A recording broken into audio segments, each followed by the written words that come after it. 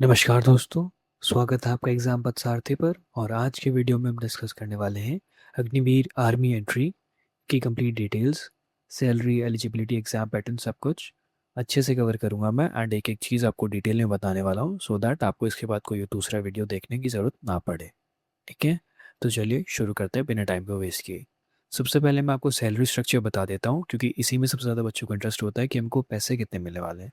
तो पहले साल आपको मिलेंगे 30,000, दूसरे साल 33,000, तीसरे साल 36,500 और चौथे साल 40,000। पर ये आपको क्या पूरे पैसे आपके अकाउंट में आने वाले हैं? नहीं, आपको इसका 70% पैसे आपके अकाउंट में आएंगे, जो कि है 21,000, 23,000, 25,550 और 28,000 रुपये। ठीक है, तो बाकी का 30% कहाँ जाएगा?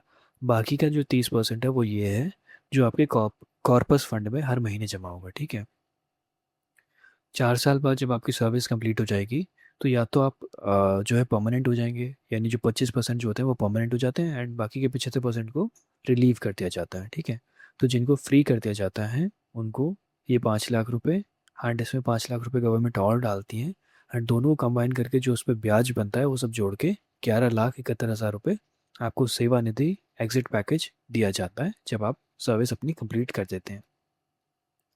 और ये जो पैसा आपको मिलता है वो 100% टैक्स फ्री होता है। ठीक है, अब नेक्स्ट चीज़ जो आपके लिए इंपॉर्टेंट है वो है लाइफ इंश्योरेंस एंड कंपनसेशन, जो कि बहुत इंपॉर्टेंट है ऐसी जॉब में जहाँ पे ऑब्वियसली आपका लाइफ का एंडेंजर्ड रहती ही है। ठीक है, तो एक बेसिक लाइफ इंश्योरेंस है आपका। अगर आप ऑफ ड्यूटी भी हैं तब भी आपको ये 48 लाख रुपए मिलेंगे आपके परिवार वालों को, यदि आपकी मृत्यु हो जाती है किसी भी कारणवश। ठीक है, दूसरे अगर ऑन ड्यूटी आपकी मृत्यु होती है तो आपको 48 लाख रुपए का इंश्योरेंस मिलता है आपके परिवार वालों को, उसके ऊपर 44 लाख रुपए और मिलते हैं।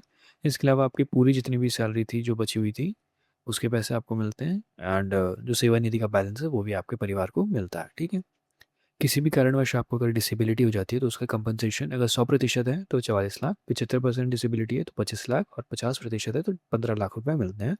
इसके अलावा पूरे 4 साल की सर्विस के पैसे आपको मिलते हैं, चाहे बचा हुआ टाइम है उसका भी। ठीक है, और ये सारी चीज़ें 100% गवर्नमेंट प्रोवाइड करती है आपको, एंड मेक श्योर करती है कि आपको मिल जाती हैं। ठीक है, इसके अलावा जो standard perks, allowances and leave, यानी जो भी भत्ते और जो भी आपको बेनिफिट्स मिलते हैं वो आपको मैं सिंपल वे में समझाता हूँ।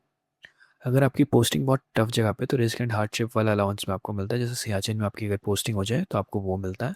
यूनिफॉर्म के लिए आपको अलाउंस मिलता है। ठीक है, राशन के लिए ट्रैवल अलाउंसेस यानी आने जाने का खर्चा जो है वो आपको मिलता है।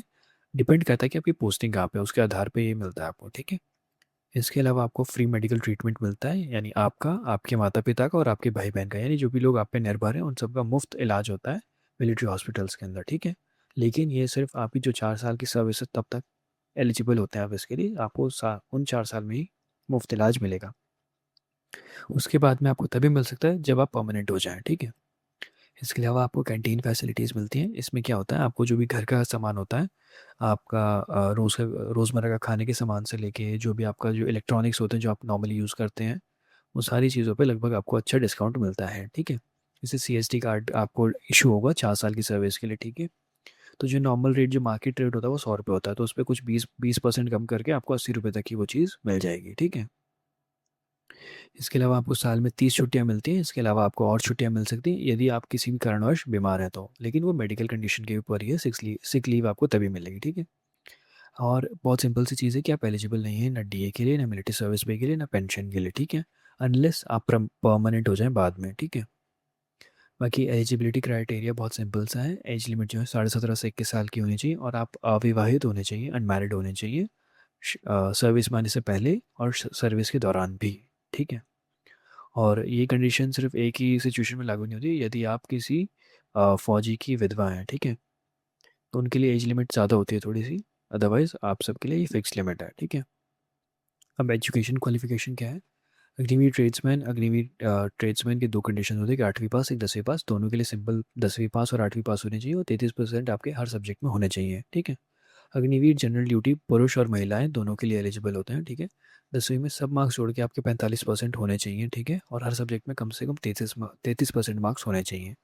और बोर्ड में अगर ग्रेडिंग वाला सिस्टम है तो आपका ओवरऑल जो ग्रेड है वो C2 होना चाहिए, और हर सब्जेक्ट में एटलीस्ट D ग्रेड आपका आना चाहिए। ठीक है, और एक महत्वपूर्ण चीज़, अगर आपके पास ड्राइविंग लाइसेंस है तो आपको थोड़ा सा प्रेफरेंस ज़्यादा दी जाती है। ठीक है, ड्राइवर वाले रिक्वायरमेंट्स के अकॉर्डिंग। ठीक है, इसके अलावा जो अग्निवीर क्लर्क या स्टोर कीपर की जो पोस्ट होती है उसमें आपके पास 12वीं पास होनी चाहिए। कोई भी स्ट्रीम में फ़र्क नहीं पड़ता है, पर आपके हर विषय में कम से कम 50% मार्क्स होने चाहिए और सब मिला के 60% से ज़्यादा होने चाहिए, यानी 60% से ज़्यादा। और जो मैंडेटरी सब्जेक्ट्स हैं, ये सब्जेक्ट आपके होने ही चाहिए, वो है अंग्रेज़ी। अंग्रेज़ी आपके पास होनी ही चाहिए। इसके अलावा मैथ्स, अकाउंट्स या बुक कीपिंग, तीनों में से कोई एक सब्जेक्ट आपके पास होना चाहिए, ठीक है। अब अग्निवीर टेक ये मैंने अलग से इसलिए डिस्कस किया क्योंकि इसमें 3 अलग-अलग कंडीशंस है जिसमें बच्चे एलिजिबल हो सकते हैं, ठीक है। पहली कंडीशन बहुत सिंपल सी है, 12वीं पास होने चाहिए आप फिज़िक्स, केमिस्ट्री, मैथ्स और इंग्लिश के साथ। 40% होने चाहिए हर सब्जेक्ट में और 50% सब मिला के, ठीक है। दूसरी कंडीशन 12वीं पास हो, पीसीएम हो, इंग्लिश हो एंड परसेंटेज से फ़र्क नहीं पड़ता, पर आपने 1 साल का आईटीआई कोर्स कर रखा हो और एनसीक्यूएफ लेवल 4 या अबव का आपके पास वो सर्टिफिकेट हो, ठीक है। और तीसरी कंडीशन आपने 10वीं पास कर रखी है और उसके बाद में आपने 2 साल का या 3 साल का आईटीआई डिप्लोमा कर रखा है या पॉलिटेक्निकल उसमें कर रखा है, ठीक है। 10वीं में आपके 50% सब मिला के होने चाहिए और 40% इंग्लिश, मैथ और साइंस में अलग अलग होना चाहिए। 40% से ज़्यादा इंग्लिश में, 40% से ज़्यादा मैथ्स में और 40% से ज़्यादा साइंस में, ठीक है।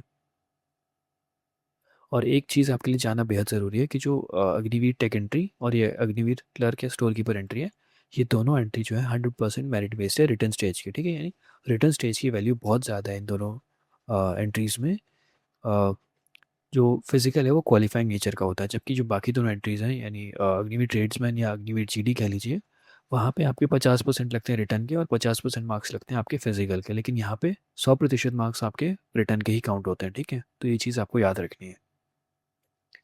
अब ये जो आईटीआई ट्रेड्स और पॉलिटेक्निक स्ट्रीम्स जो हैं वो जो आपके लिए एलिजिबल है वो सब आप एक बार देख सकते हैं। अगर आपने इनमें से कोई भी एक पॉलिटेक्निक का डिप्लोमा कर रखा है या फिर आईटीआई का जो भी डिप्लोमा कर रखा है, आप एलिजिबल हो जाते हैं, ठीक है। आप पढ़ लीजिएगा, ठीक है। अब इसके बाद फिजिकल स्टैंडर्ड एक बार मैं फटाफट डिस्कस कर लेता हूँ। 77 सेंटीमीटर जो है वो मैंडेटरी है, सब में ऑलमोस्ट सब में सेम है, ठीक है। और 5 सेंटीमीटर का आपका एक्सपेंशन होना चाहिए, यानी जब आप सांस लेते हैं तो 5 सेंटीमीटर तक आपकी छाती फूलनी चाहिए, ठीक है। महिलाओं के लिए ये एप्लीकेबल नहीं होता है, ठीक है। एक एक्सेप्शन है सिर्फ कि 1 सेंटीमीटर का रिलैक्सेशन मिलता है जो मध्य भारत के अग्निवीर टेक एंट्री वाले बच्चे हैं उनके लिए, ठीक है। उनको 76 सेंटीमीटर की चेस्ट हो तो चल जाता है, ठीक है। इसके अलावा अलग अलग रीजन के हिसाब से अलग अलग जो है वो हाइट, और अलग अलग रीजन और अलग अलग पोस्ट के हिसाब से हाइट अलग अलग है, ठीक है। जैसे वेस्टर्न हिल्स के लिए 163 सेंटीमीटर है तीनों में, और 100 क्लर्क वाले में 162 सेंटीमीटर है, ठीक है। अब जैसे मैं यूपी से आता हूँ, वेस्टर्न यूपी से, तो मेरे लिए हाइट 170 सेंटीमीटर कंपलसरी है। अब मेरी हाइट 171 सेंटीमीटर, तो मैं एलिजिबल हूँ इसके लिए, ठीक है। लेकिन अगर आपकी हाइट किसी भी कारणवश कम थी तो आप सिर्फ क्लर्क वाली पोस्ट के लिए एलिजिबल हो पाएंगे क्योंकि 162 सेंटीमीटर उसकी मिनिमम है, ठीक है। ऐसे ही सब अपने अपने जोन का देख सकते हैं इसमें अच्छे से, ठीक है। इसके बाद स्पेशल हाइट स्टैंडर्ड्स कुछ हैं जो स्पेशल एरियाज एंड कम्युनिटीज़ के लिए थोड़े कम रखे गए हैं, ठीक है। जैसे लद्दाखीज एंड गोरखास के लिए इतनी 157 सेंटीमीटर है। अंडमान एंड निकोबार में 155 और 165 है, अलग अलग लोगों के लिए, लोकल के लिए अलग, सेटलर्स के लिए अलग। एंड जो ट्राइबल्स हैं किसी भी एरिया के, उनके लिए 162 सेंटीमीटर है, ठीक है। बाकी जो स्पेशल रेजिमेंट्स हैं उनके लिए थोड़ी हाइट कंडीशन ज़्यादा रखी गई हैं। 173 सेंटीमीटर है सीएमपी और ब्रिगेड ऑफ गार्ड्स के लिए, ठीक है। एंड महिलाओं के लिए 162 सेंटीमीटर है, बट उन्हें 4 सेंटीमीटर का रिलैक्सेशन भी मिला हुआ है belonging to the regions, hilly region या रीजनल एरिया की, जैसे अगर वो आते हैं तो, ठीक है। अब ज्वाइनिंग प्रोसेस में आपको फटाफट एक बार शॉर्ट में समझा देता हूँ। सबसे पहले जो है इसका ऑनलाइन एप्लीकेशन आता है, ठीक है, जो आपको अप्लाई करना होता है, लगभग फरवरी या मार्च में हर साल आता है, ठीक है। एंड ये चीज़ आपको याद रखनी है कि साल में सिर्फ एक बार आता है, तो आपको भर देना है वो, ठीक है। एंड उसी के बेसिस पे आपके आगे सिलेक्शन होता है। फिर आपका फेज़ 1 होता है ऑनलाइन कॉमन एंट्रेंस एग्जाम, ठीक है, सीईई कहते हैं इसे, ठीक है।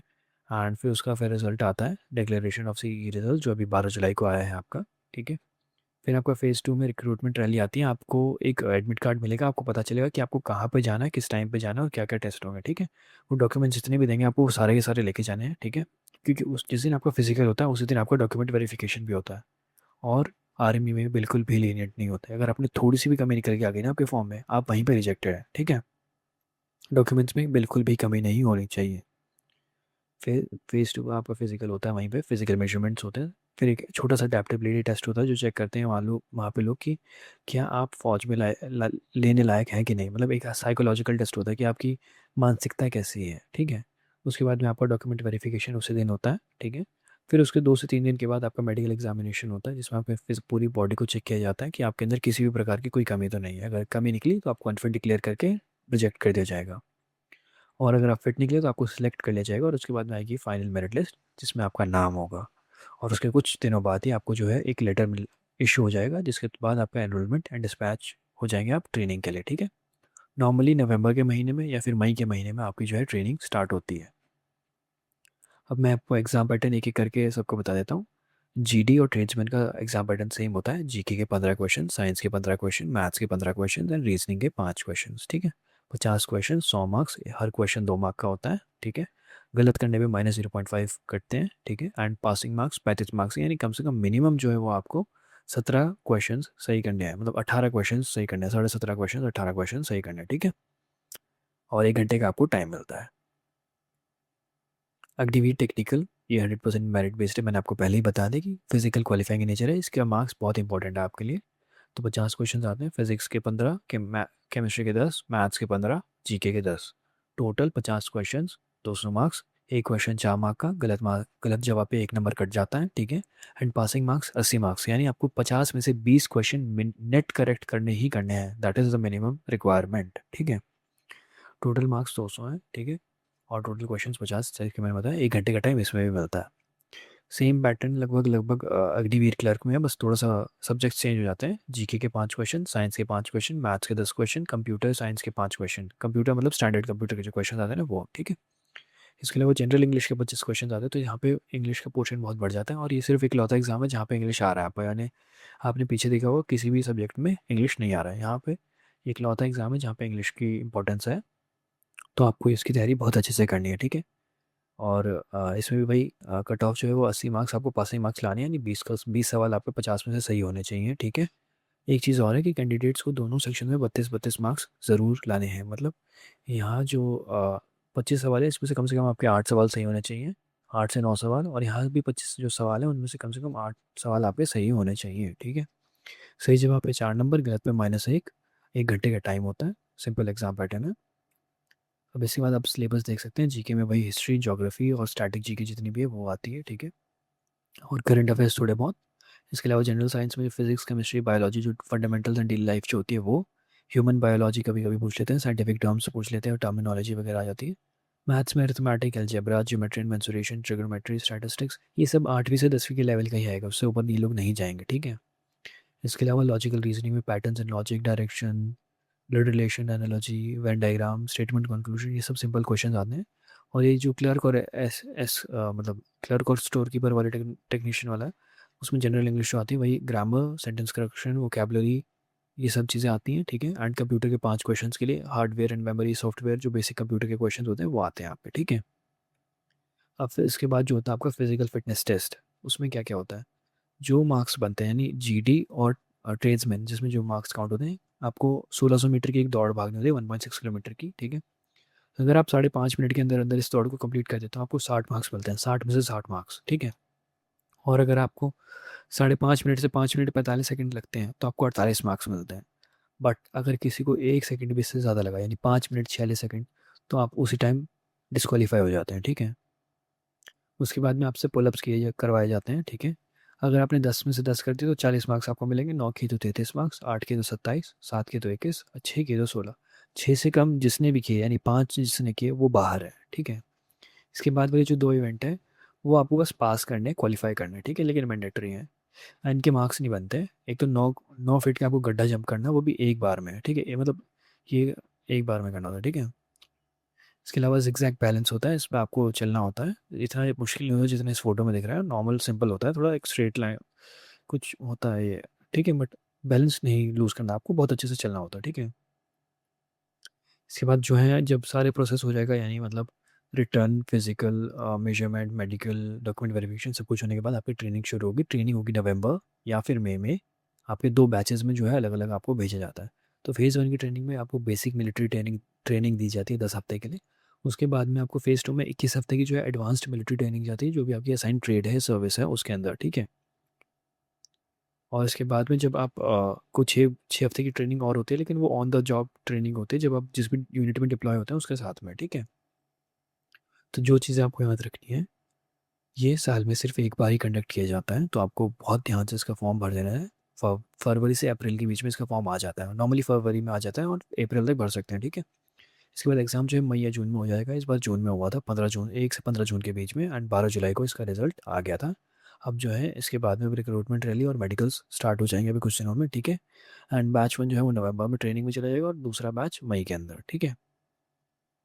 और कोई भी आपको जानकारी चाहिए, जो additional information, bonus marks, special relaxation जो हाइट में मिलता है, जो कि स्पोर्ट्समैन को मिलता है, हेडक्वार्टर्स जो भी अलग अलग जोन्स के, रिक्रूटिंग जोन्स के सैम्पल पेपर्स, या कोई भी और इंपॉर्टेंट डिटेल चाहिए, आप joinindianarmy.nic.in को विजिट कर सकते हैं, ठीक है।